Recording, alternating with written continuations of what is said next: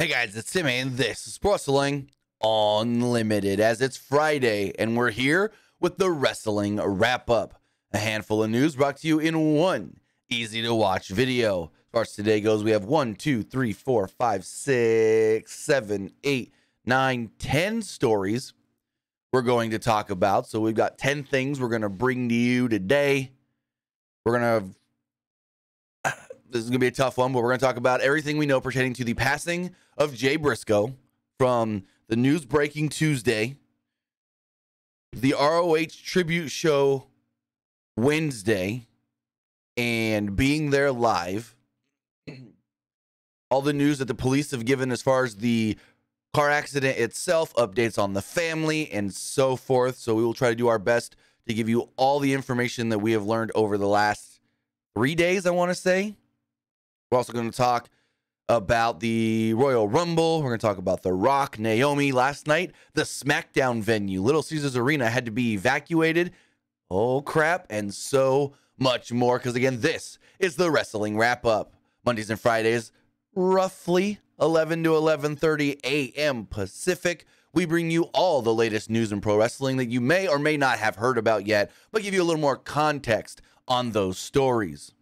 We do it live on Twitch, twitch.tv/PW Unlimited. Then you can watch or listen later, whether that's youtube.com/Pro Wrestling Unlimited or podcast services all around the globe like Stitcher, Spotify, Google Pod, Apple Pod, Anchor, iHeartRadio, and so much more. Breaking news, though, that starting next Monday, we may be going back to our old method of live on both Twitch and YouTube at the same time.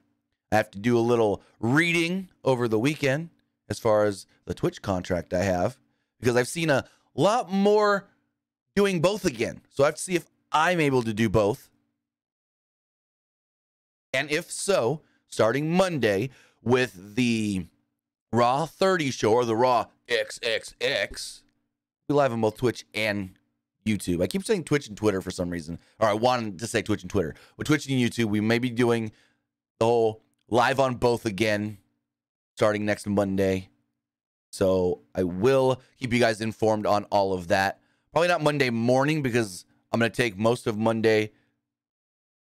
I'm going to email some people at Twitch just to double check as well. And I may not get those emails back in time Monday morning. But the plan would be for the Raw preview or the Raw review to possibly be the first one that we do back live on both. We did the experiment on Twitch. It actually did help out a lot revenue-wise. Made a lot more off live streams than we would have. But now I'm trying to see if I could still get that same deal, but also be live on YouTube for the people that want to watch live over there as well. Because I know there's people that, trust me, I get the messages every week. Why are you only live on Twitch? I don't do Twitch. Twitch don't work right for me. I don't like... I get it. Some people just don't like all different kinds of platforms. But with that, if you are watching live on Twitch right now, you can help us out a couple of different ways. You can either help us out by hitting that donate button down below, or by donating Twitch bits in the live chat.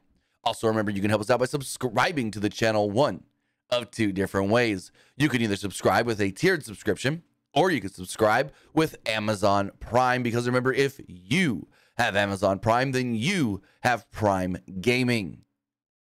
Prime Gaming gives you a lot of cool things like free games, free stuff for games, and they always give you one free subscription to any Twitch channel you want to subscribe to throughout the month. And I'd greatly appreciate it if you did right here, Pro Wrestling Unlimited. I do want to say thanks to Esports Gaming Rules 316 for their tier 1 subscription today. Really do appreciate that. They've subscribed for 6. No, that's an upside down 6. That's a 9 months. I got confused because it said 6 minutes ago. They said, well, there goes Rock versus Roman at WrestleMania 39 in Hollywood. Maybe. Correct. Maybe. We're going to talk about all that coming up here in just a little bit. But remember, if you are watching live on YouTube or watching later on YouTube, not live yet, later on YouTube, whether that is just a YouTube video or if it's a YouTube premiere, you can help us out over there by hitting the join button and becoming a channel member. As a channel member, you get early access to news, early access podcast episodes, early access to non-news videos, and so much more. With that subscription as a member or over at patreon.com/PW Unlimited, you're going to get some cool things over the next couple of weeks. You're going to get 2 graphics packages. You're going to get our new AEW Dynamite graphics package. And then the following week, so next week we'll do our Dynamite graphic stuff. Those videos and files and everything will go out. Then the following week, our Royal Rumble graphics packages, tutorials, and speed arts and all that will go out as well. So that should be really fun for all of you. And also, remember, head over to the Epic Game Store. Head over to the Epic Game Store and buy something. Whether you're buying a new game, whether you're buying an old game, whether you're claiming one of the free games or getting bucks for Rocket League, Fortnite, Fall Guys, or Rumbleverse, use our code PWUnlimited at checkout, and you will be supporting us at no extra cost to you. Only takes, 20-30 seconds, if even that, to put in the code. Again, that's PWUnlimited for all Epic Games and Epic Game Store purchases. Or if it's not even an actual purchase, you're just claiming the free game. Do it. Put in the code. Claim the game, and you help us and don't have to spend anything. Again, if you're claiming the free game, put in code PWUnlimited at checkout, and you'll be supporting us. Right now, the free game is Epistory. And then starting next week, because the games they change the games up every Thursday. Starting next week is Adios. Epistory is live and free right now. And then next week, Adios. But with that, as far as the news does go, the first thing we're going to talk about is the tragedy that happened this Tuesday in the passing of Jay Briscoe. We first got word Tuesday night that 38-year-old Jay Briscoe had passed away. AEW owner and AEW president, GM, booker, and Ring of Honor owner Tony Khan actually broke the news online as he stated the following in a tweet sent out. Sadly, Jammin Pugh has passed away. Known to fans as Jay Briscoe, he was a star in ROH for over 20 years, from the first show until today. Jay and his brother Mark dominated ROH, reigning as champions to this day. We'll do whatever we can to support his family. Rest in peace, Jammin. Then Mike Johnson of PWU Insider reported that he was hearing that Briscoe may have passed away in a car accident, but everything he was saying at that moment was preliminary, as they didn't really have all the details. Then we did eventually learn that night that he did pass away in a car accident. We heard that there were 4 people involved in the car accident, but at that time, Tuesday night, we didn't know how many vehicles were actually involved in the accident. All we knew, 4 people, 2 passed away, 1 was a child, and yeah. Then the following day, we actually got word from the Detroit State Police stating the following. The Detroit State Police are investigating a fatal accident that occurred in Laurel late yesterday afternoon that resulted in a death of 2 people.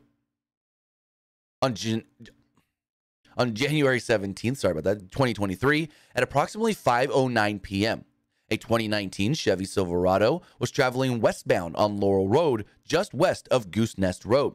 At the same time, a 2016 Chevrolet Silverado 2500 was traveling eastbound on Laurel Road in the same vicinity. For unknown reasons, the driver of the Silverado 1500 pickup truck failed to remain in her lane, crossed the center line, and entered the eastbound lane of Laurel Road directly in the path of the Silverado 2500. This resulted in a head-on collision between the 2 pickup trucks in the eastbound lane. The driver of the Silverado 1500, identified as 27-year-old Lillian Trehan of Frankfort, Delaware, was wearing her seatbelt. The driver of the Silverado 2500, identified as 38-year-old Jammin Pugh of Laurel, Delaware, was not wearing his seatbelt. Both drivers were pronounced dead at the scene. The 2 passengers in Pugh's pickup truck, identified as his 12-year-old daughter and his 9-year-old daughter, were both properly restrained. Both girls were taken by ambulance to an area hospital and were admitted in critical condition. It was also stated later that they do not believe that alcohol was involved in the crash. No vehicle, as far as either vehicle involved. The roadway was closed for approximately 4 hours while the scene was being investigated and cleared. We hear that news and we get all of that, and it's like, wow, okay, that's tough. We then hear some things about how one of the daughters may have needed back surgery because of her injuries. And it's like, wow, okay. So this is more serious. And Chris Jericho even sent out a tweet saying that this is worse than anybody knows. And we'll get back to the daughters as Family Friends gave an update yesterday on the daughters. So I go to Dynamite on Wednesday, and we're watching AEW Dark, and it's random AEW Dark. None of these matches matter. None of these matches care. And then Tony Khan comes out. Thanks to fans for being there. Says, hey, don't forget, we're doing Rampage afterwards, so don't leave after Dynamite. But after Rampage, don't leave either, because we're going to film something very special to a lot of people here. But I can't tell you everything on that yet. We got to get to Dynamite, because Dynamite was just starting. He had like 2 minutes to tell us that. And so I'm trying to find out. I'm like, well, what is this extra special thing? It's got to be a Jay Briscoe thing. It's got to be something for Jay. And so about 15 minutes later, Tony Khan does send out a tweet stating that they will be filming a Jay Briscoe Ring of Honor celebration tribute show. The show itself will be free for everybody to watch on both Honor Club and the Ring of Honor YouTube channel. Again, he reiterated multiple times that this is going to be something that they're going to put up for free for everybody to watch. Now, I'm not going to go into full spoilers here in case anybody doesn't want to be spoiled, but I will say it was a good time. As far as, and I'm not trying to say like, I had fun during all that. No, a good time as far as like, you could tell the wrestlers there really wanted to do it. You could tell the wrestlers there, it meant a lot to them. Adam Cole actually came out and spoke and basically said, if there was no Jay Briscoe, there would be no Adam Cole. I would not be able to be in the position I am in right now, or have been in for the last however many years, because I wasn't confident in myself. He showed me how to be confident in myself, and this and that and all different kinds of things Adam Cole did say.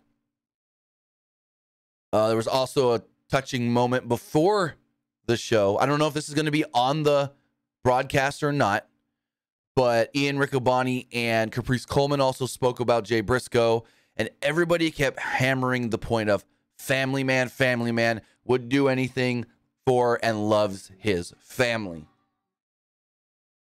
And Ian Riccoboni said, like, we'd get done with the show, and the first thing he would say is, where's the quickest way for me to get back home to my family? What's the quickest way for me to get home? Do I drive? Do I got to get a flight? Where's that flight? You know, it was always about, all right, work's over, back to the family. And he was integral in a lot of things with his family and his community in Laurel, Texas, as Wednesday, I want to say. Wednesday, it was Wednesday.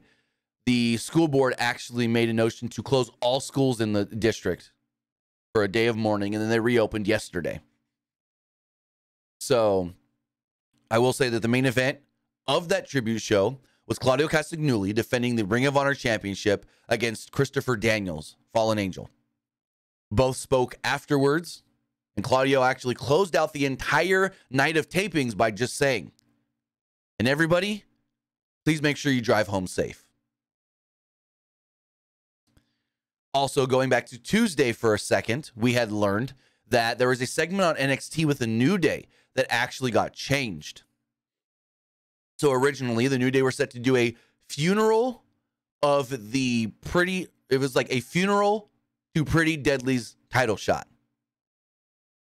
And when they heard about Jay Briscoe, the New Day, Kofi Kingston, Xavier Woods, along with Shawn Michaels, came to the agreements of, we can't do a funeral segment. No. We're just going to change it to a talking segment, a promo, and a low brawl. Shawn Michaels also made the note and had the foresight to have Vic Joseph on live TV be like, hey, we just got the word. Pro wrestler Jay Briscoe has passed away tonight, and we here at the WWE want to send our deepest condolences to his fans and family and friends and stuff. So that was great of WWE. They didn't have to do that part. Like, not doing the funeral segment, 100% the right call. Acknowledging it on TV, also a great call. Did WWE have to do that? No. Jay Briscoe never worked in WWE. Now, we have also learned that there is a fundraiser and a memorial fundraiser up for him and his family right now. that has gone past the goal. The goal was $200,000. Last I checked, and I can check again right now. So it's gone up since last I checked. It's now at $221,419. 2,204 people have donated. I know the Young Bucks each, Matt and Nick, donated $10,000. Jericho donated stuff. And so as far as the daughters do go, though, a friend of the Briscoe's family has provided a crucial update on both daughters on a Facebook Live on Thursday, stating, quote, "Currently the girls are stable, but they both have a very long road of recovery ahead of them." This is a tough one to read, so bear with me. Gracie, 12, when she originally got to Nanticoke, which is the hospital, she couldn't feel anything from the waist down. She was diagnosed with an L2 dislocation and an L3 and L4 fracture in her back with compression on her spinal cord. After Nanticoke got her stabilized, they transferred her to another hospital, and she got feeling back in her thighs, but nothing lower than her knee. She was taken straight from an MRI and surgery on Wednesday morning around 3 a.m. The doctor was able to relieve the compression on the spinal cord, and surgery went as well as expected. When you have trauma to your spinal cord, it is a waiting game. With the swelling and trauma, you have to wait.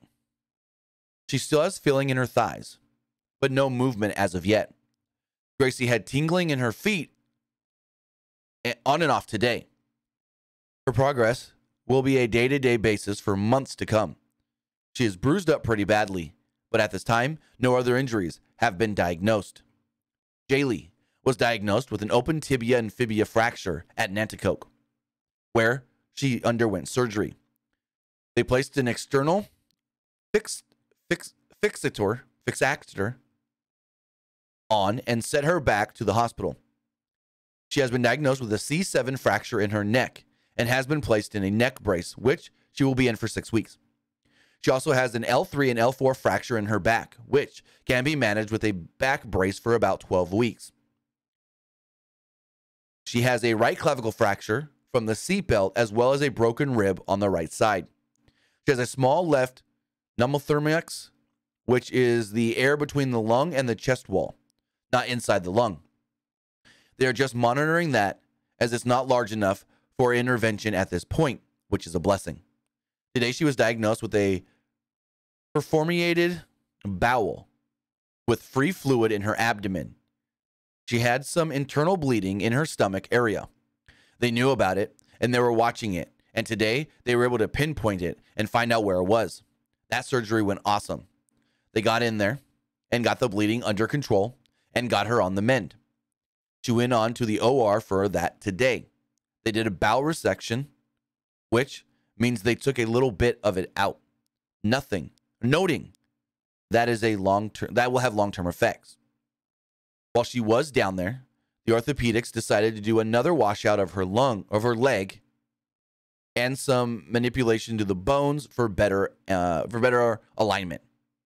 She still has external fixator in place, and they placed an NG tube down her nose to decompress her stomach.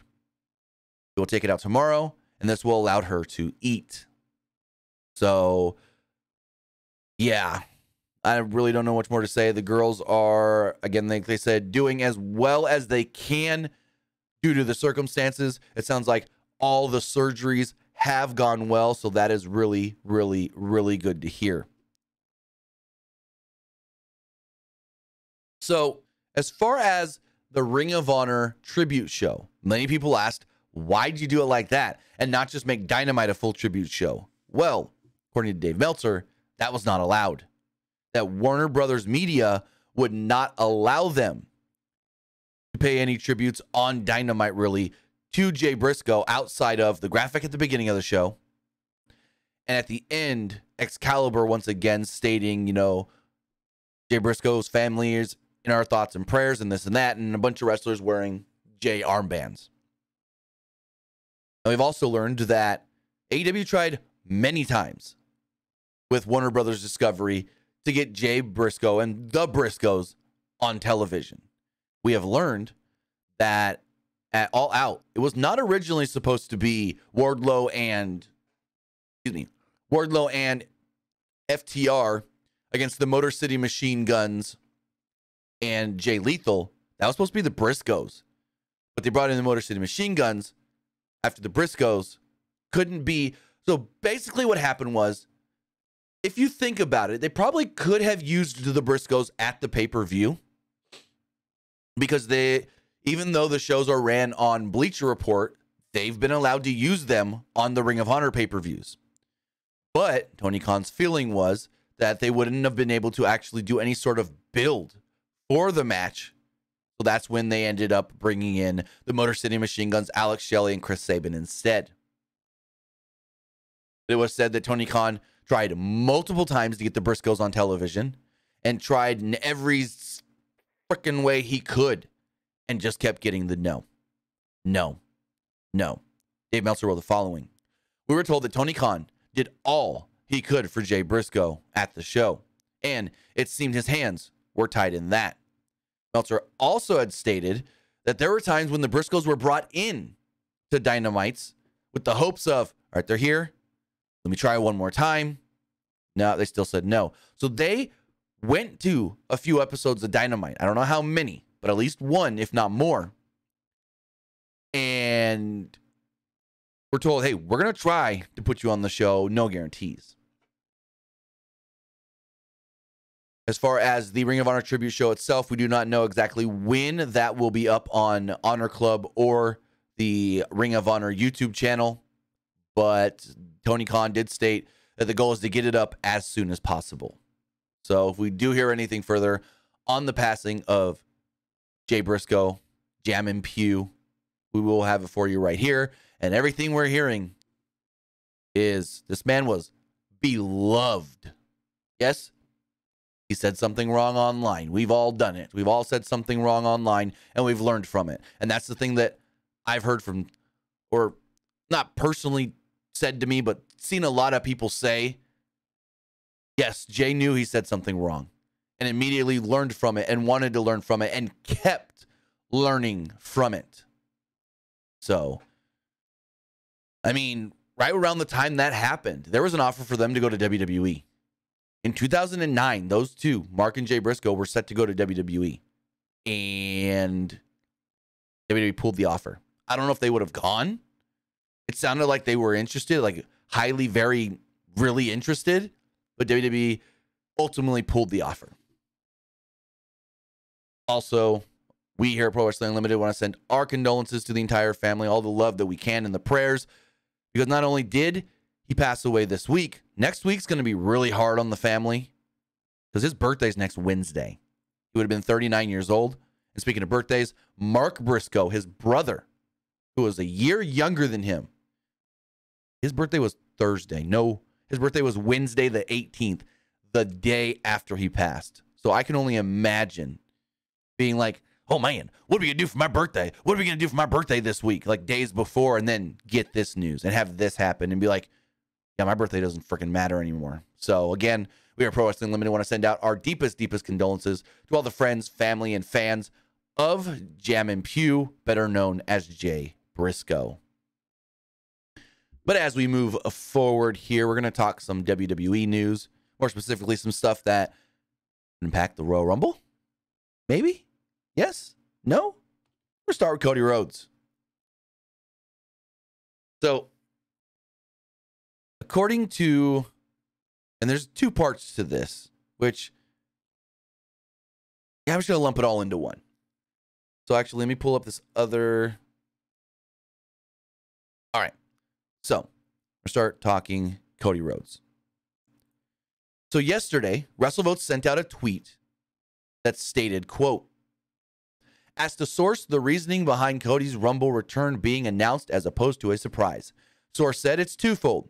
One being that nearly everybody expected it to happen already. And two, source states they are, quote, more than pleased with the other surprises that are lined up. So, basically, what they're saying is, oh, yeah, we've got more surprises than just Cody and his return in the Rumble. So then Dave Meltzer writes in the Wrestling Observer newsletter, and this is something we already heard kind of from Fightful, but there's a tiny bit more here to it. He states that Rhodes has been training in Orlando to get ready, which we knew.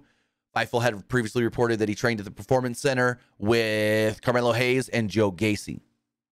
But Meltzer would then go on to state something interesting. We were told that he was not cleared as of when his name was announced. But the fact it was announced tells me it's just a formality.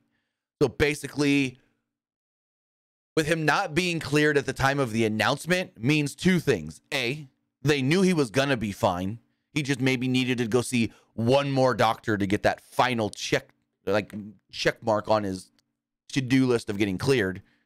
And so they just said, screw it, we're going to announce it now because we know the doctor's going to sign off. And I'm out of water. So basically, what Meltzer is saying is, no, Cody didn't get the final clearance yet, but he will get it before the Rumble. So that's everything we know with Cody Rhodes. Then we have some interesting news pertaining to Mr. Dwayne "The Rock" Johnson and how this could also tie into the Royal Rumble. Dave Meltzer stated the following in the Wrestling Observer newsletter.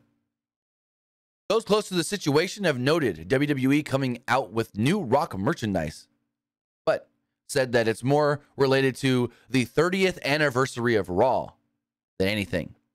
Meltzer would then go on to discuss the plans of The Rock versus Roman Reigns at WrestleMania, stating, quote, we're told that unless he changes his mind in the next few days, since a deadline for Mania plans is coming, that he's indicated he won't have time to get into the kind of shape he feels he needs to be in to do a main event match with Roman Reigns, but kept the door open for something in the future.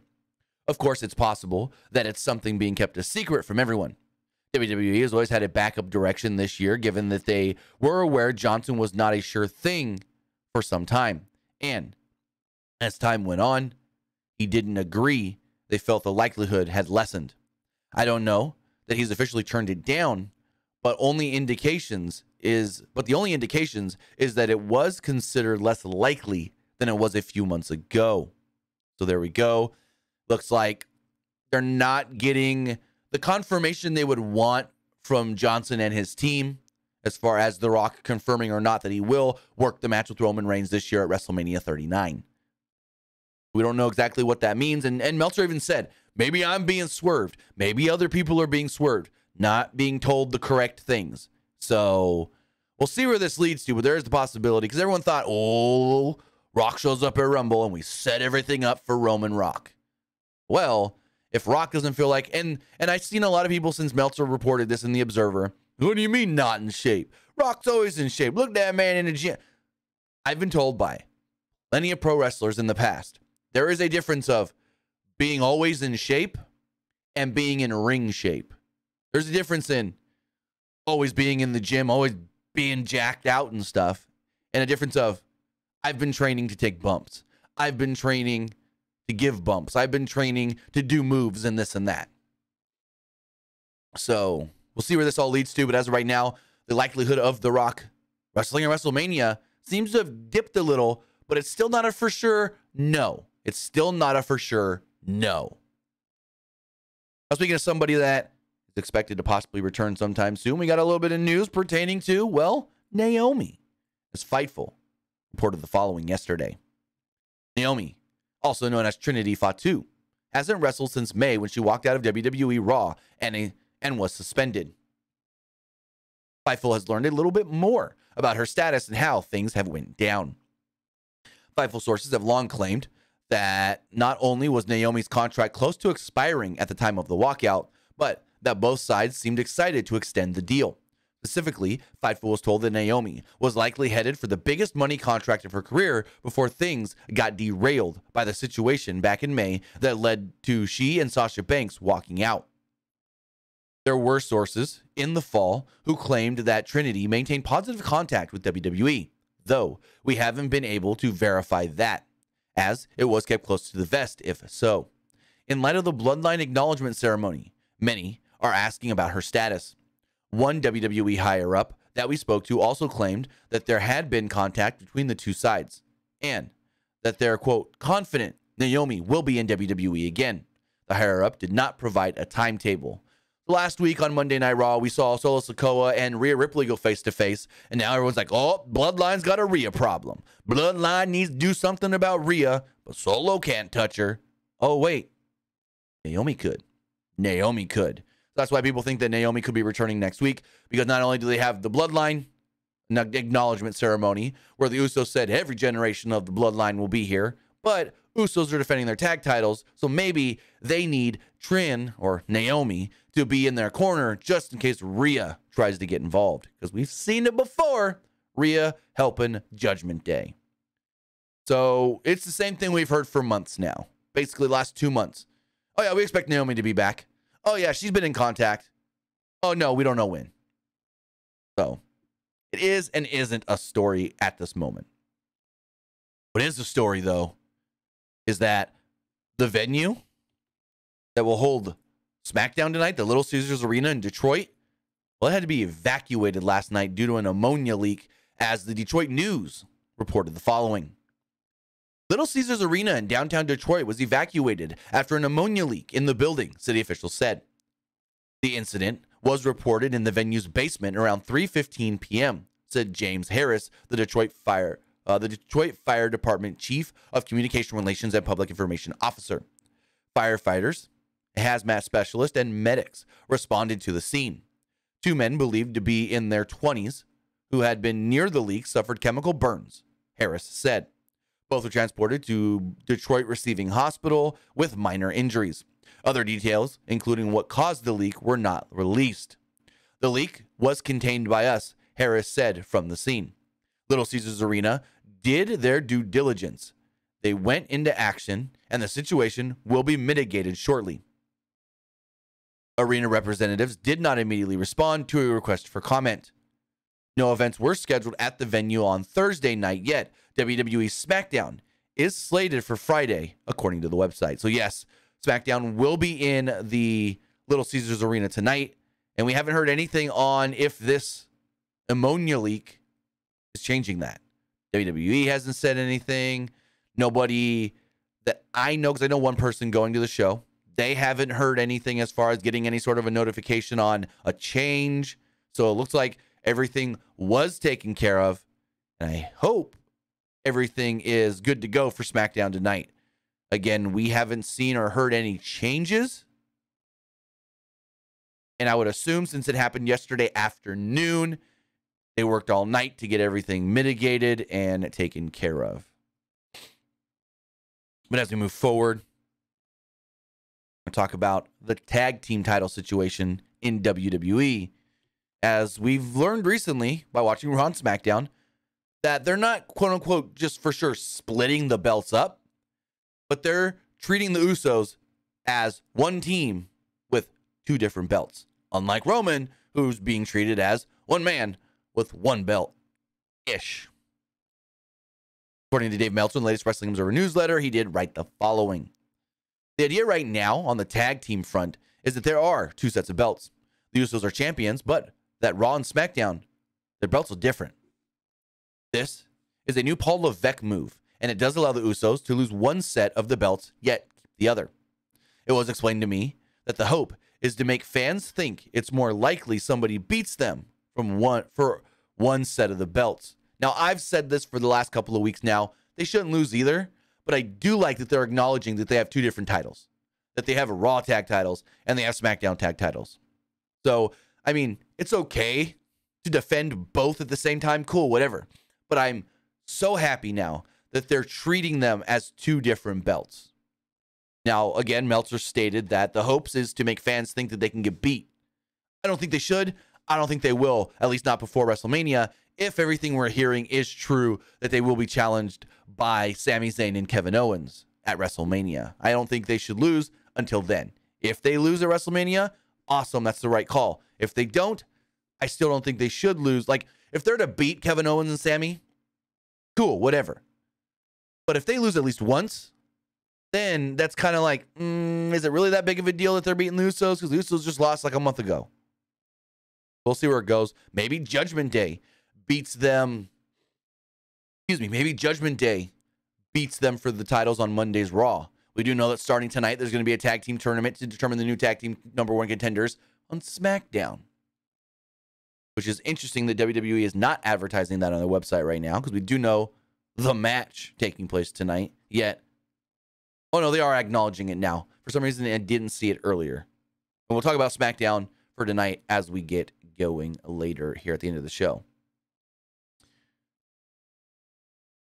But one thing that I was asked about a lot this week has to do with the WWE Network and indie promotions airing on the WWE Network. And we have a little more info on that, as it seems like different promotions have different contracts with WWE as far as their content does go.